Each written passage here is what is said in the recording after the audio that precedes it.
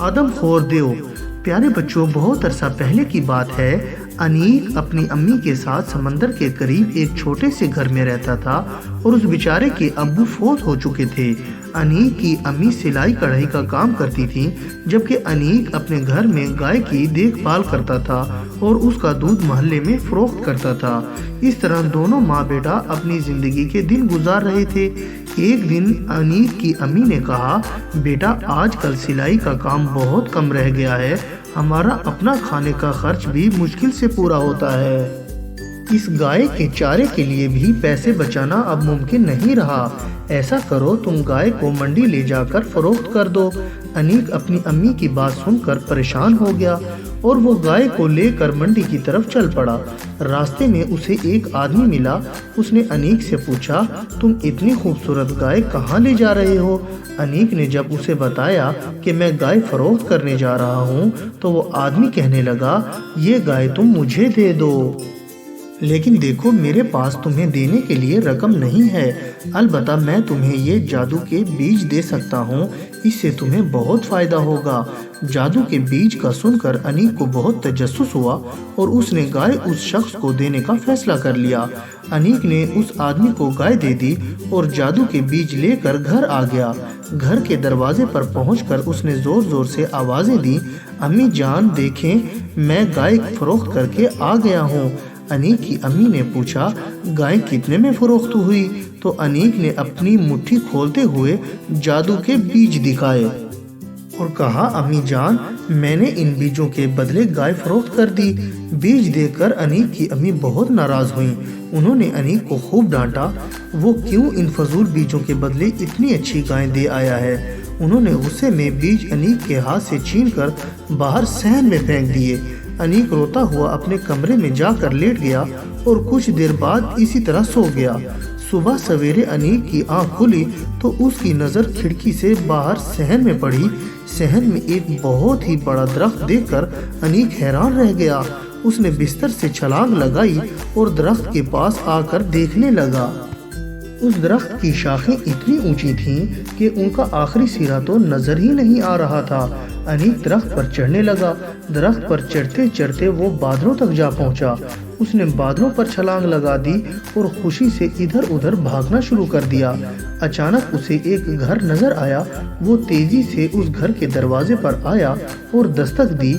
एक बहुत ही खूबसूरत लड़की ने दरवाज़ा खोला तो अनीक ने कहा, मुझे बहुत प्यास लगी है, क्या आप मुझे पानी पिलाएंगी? लड़की ने अनीक को पानी पिलाया। अनीक ने कहा, मैं थक गया हूँ, अगर आप इजाज़त दें तो मैं कुछ देर आपके घर में आराम कर लूँ। लड़की ने कहा, तुम इस घर में आराम ना ही करो तो बेहतर है, क्योंकि ये एक देव का घर है। अगर उसने तुम्हें यहाँ देख लिया तो वो तुम्हें खा जाएगा।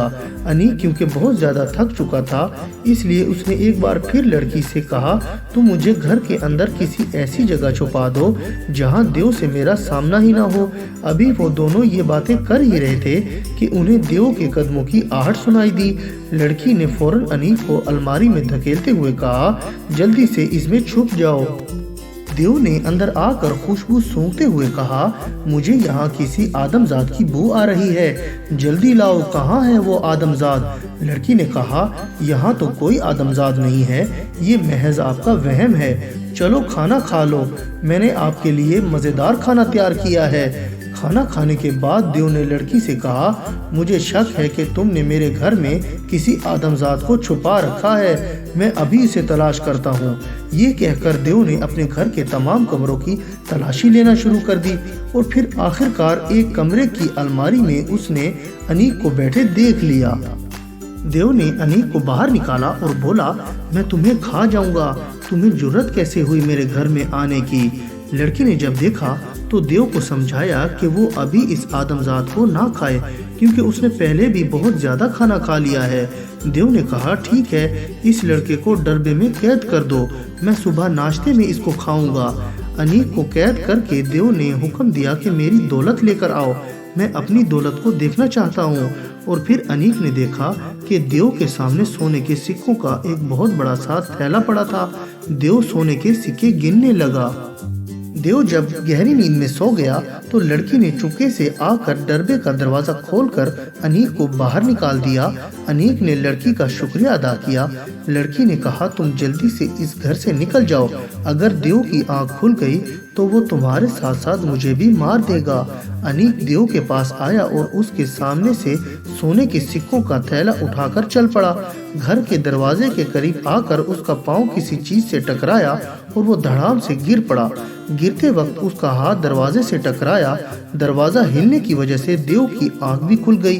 देव ने अनीक को घर से बाहर जाता देखा तो फौरन उसकी तरफ लपका, लेकिन अनीक तेजी से घर से बाहर आया और भागने लगा। देव भी उसके पीछे भागा। कुछ दूर जाकर अनीक को वही दरख्त नजर आ गया। अनीक ने जल्दी से दरख्त की शाख पर पांव रखा और नीचे उतरने लगा। देव ने भी दरख्त की शाख पर पांव रखा और नीचे आने लगा। देव को अपने भारी भरकम जिस्म की वजह से दरख्त से नीचे उतरने में काफी दुश्वारी पेश आ रही थी, जबकि अनीक बड़ी तेजी से नीचे आ रहा था।